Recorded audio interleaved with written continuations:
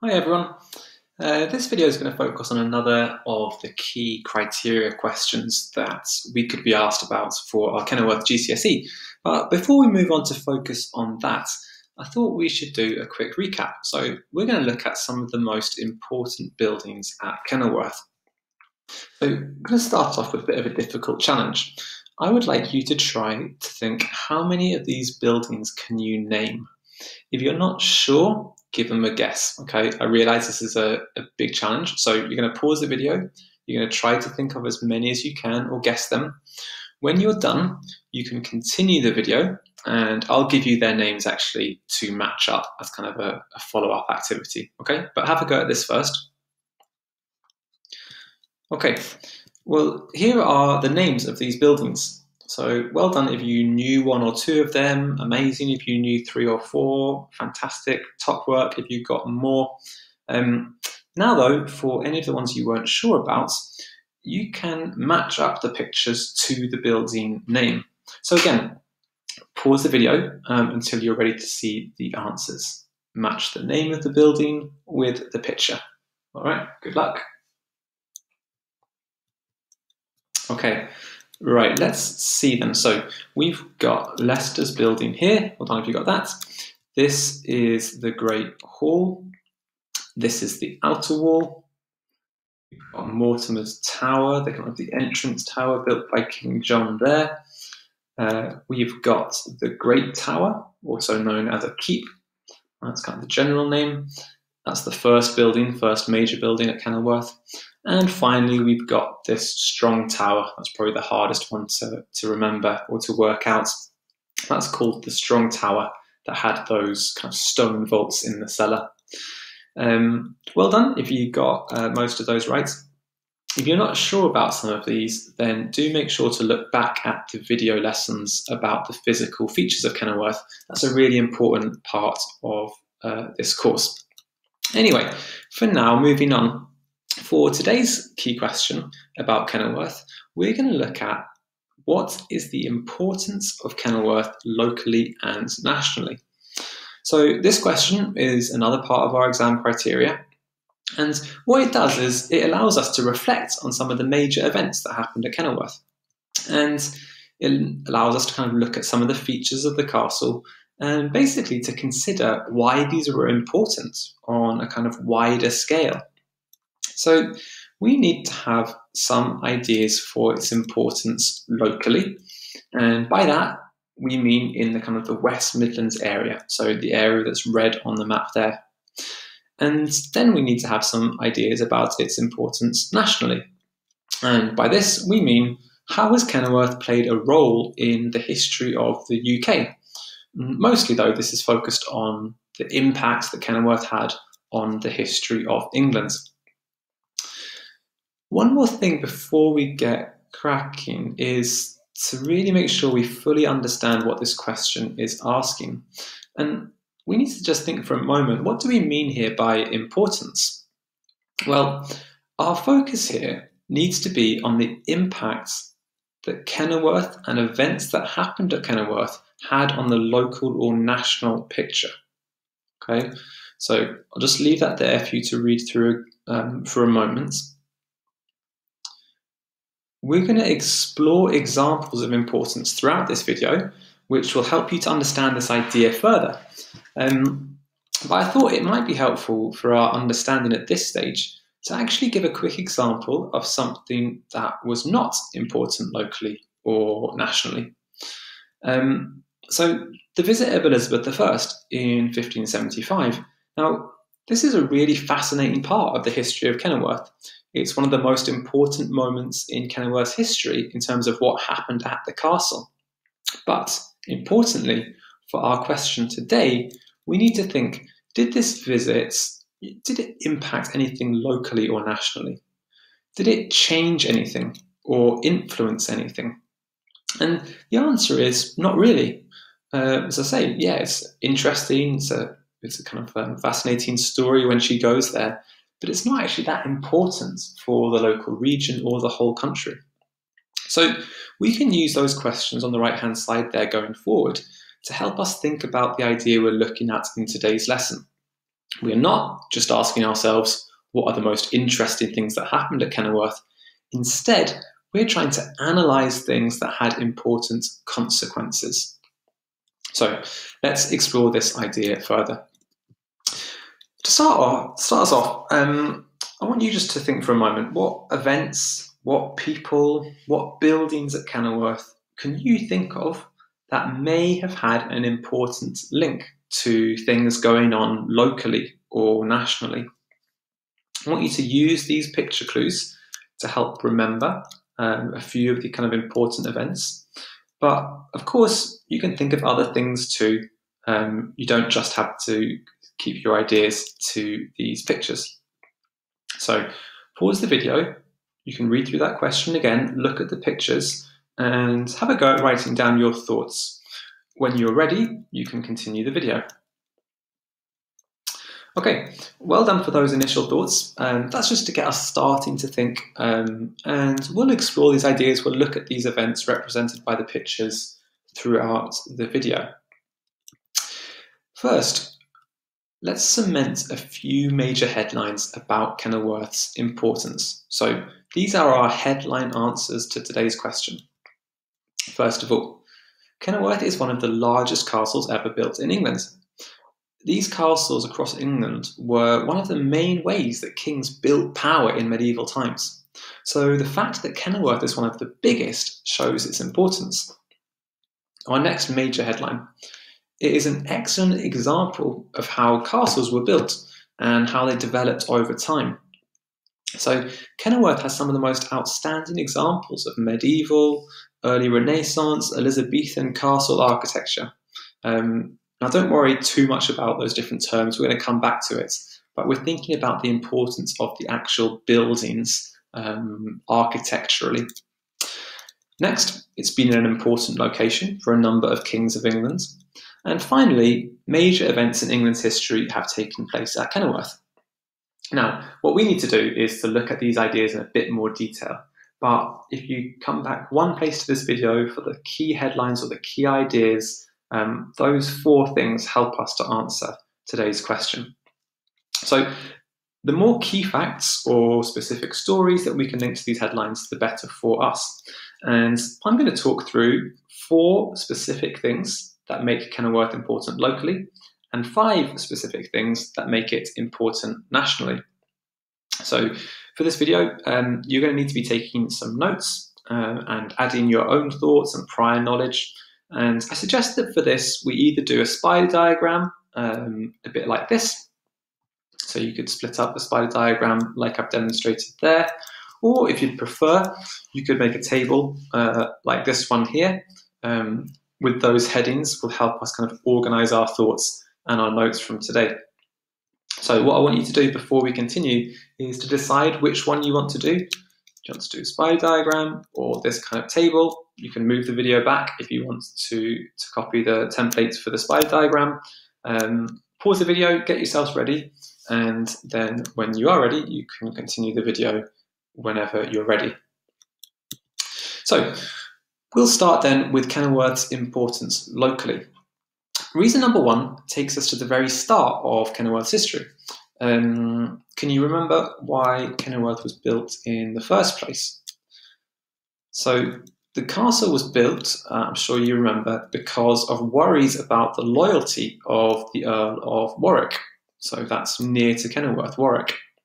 And the king at this time, Henry I, he needed to put a loyal supporter into a position of power in the local region.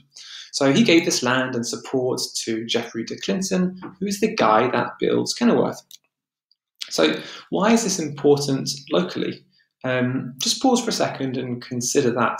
Why does this idea of why it was built, what impact would that have on the local area?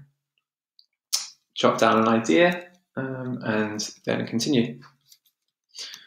So we could say that this castle took away potential power from the Earl of Warwick in the area, and at the same time, it built up the king's control of the local region.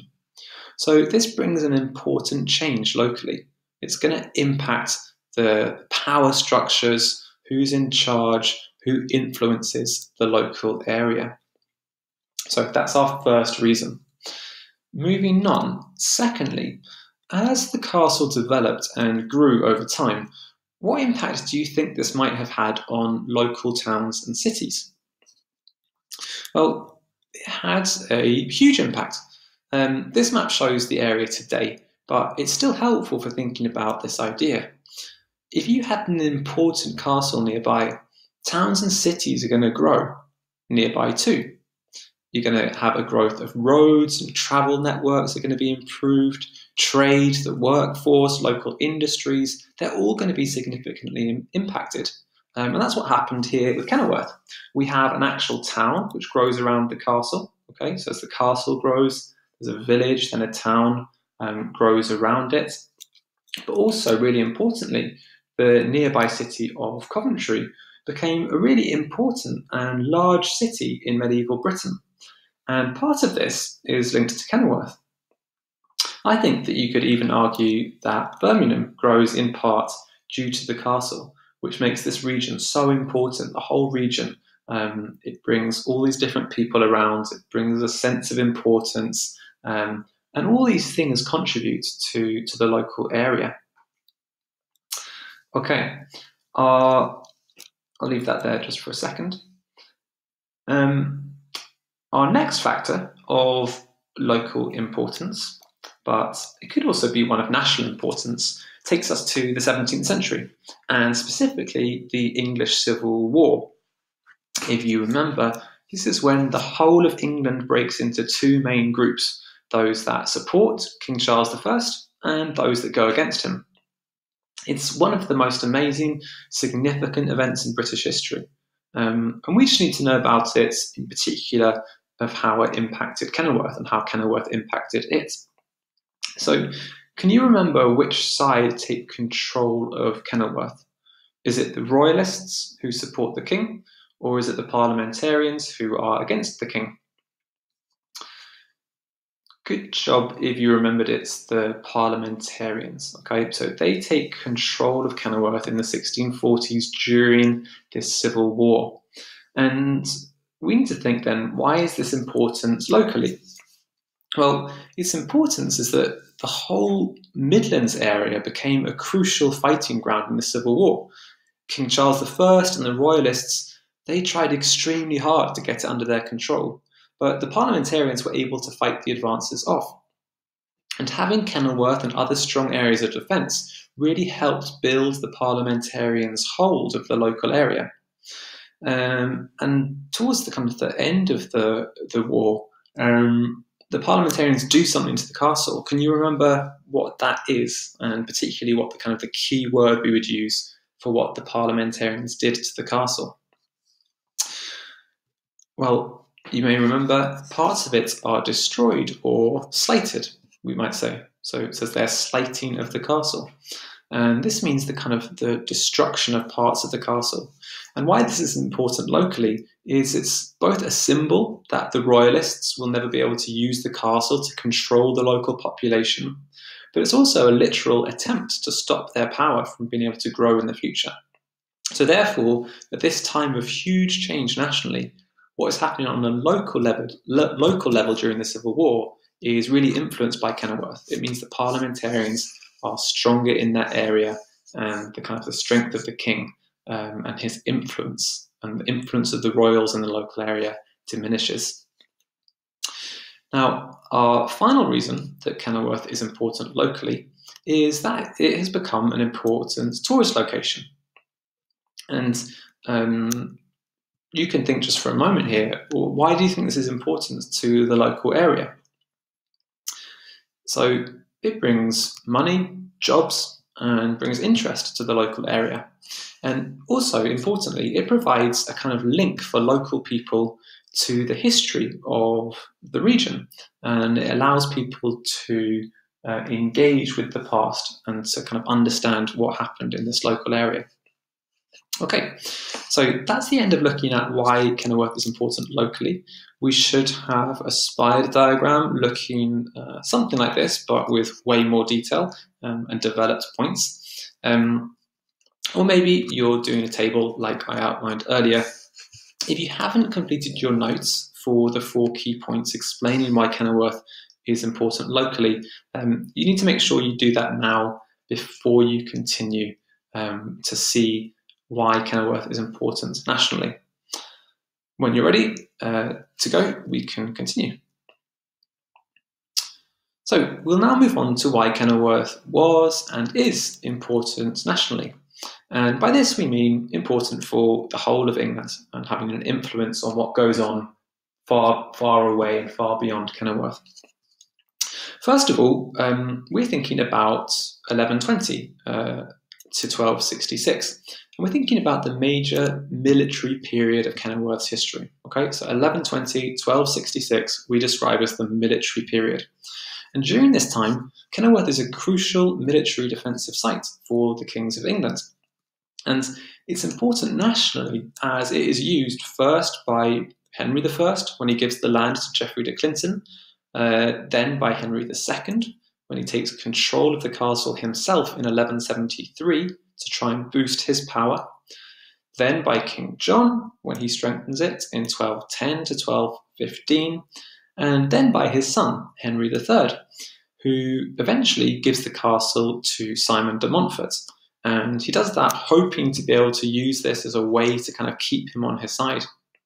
Now, the more facts and examples that you can remember about these different kings, the better. But don't worry too much. There are a lot of different kings' names and dates. And the real kind of key points that we need to know and be able to explain a bit here is that Kenilworth was used by kings in the medieval era to help them try to keep control of England.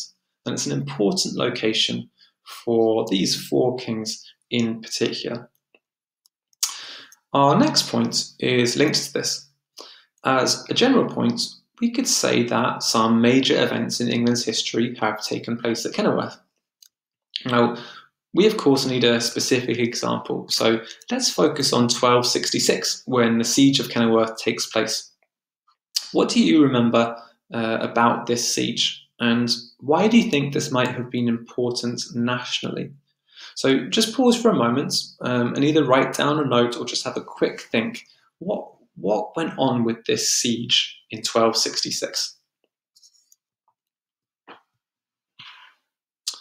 So the siege was part of the rebellion of barons against the king, Henry III. And you may remember it lasted 6 months, making it the longest siege in English history. Why is this so important nationally? Well, it's that when the siege finally ended, due to the defenders of the castle facing starvation, it's a major victory for Henry III against the power and rebellion of barons. And this event led to the power of the king growing, the possibility of rebellion diminishing and lessening, and therefore it brought in a kind of more peaceful time in English history. This siege is really crucial. If the king hadn't managed to kind of make them give in, things could have turned out very differently. And the change that this kind of brings on in English history is represented in Kenilworth itself, where the Kenilworth stops being such a kind of military site and moves into being a palatial location. Our next reason Kenilworth is so important nationally is that it had some of the finest buildings from different periods. Okay, so we're talking about architecture in this key point. The ruins that exist today are some of the best examples of architecture for understanding buildings of the past.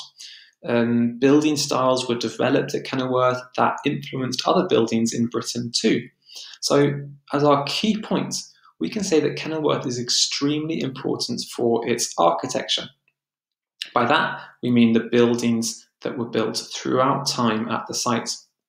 Now, to get us up to those high grades we're aiming for, let's have 3 specific examples. We've got outstanding medieval military architecture, and one example of that is the kind of the outer wall built by King John around 1210. We have some of the grandest palatial architecture in the Great Hall and other developments built by John of Gaunt. And finally, we have the 16th century Elizabethan architecture. We know that Robert Dudley built a huge number of buildings trying to impress Elizabeth I. And some of these buildings are not only absolutely beautiful, but they're fantastic examples for this period in architecture. So make sure you've got down that point, and then we'll move on to the penultimate national point of importance. Okay, so reason number 4. We could say that Kenilworth was really important nationally because it was an important residence of kings of England. At different times, it has been a place where kings have used to develop their power, where business was carried out, where kings went to relax. Let's use as our example for this how important the castle was for the Lancastrian kings from 1399 for the following 70 years or so. So in particular here, we're referring to Henry IV, Henry V, and Henry VI. Now, they all used Kenilworth as an important location during a time of great change in Britain.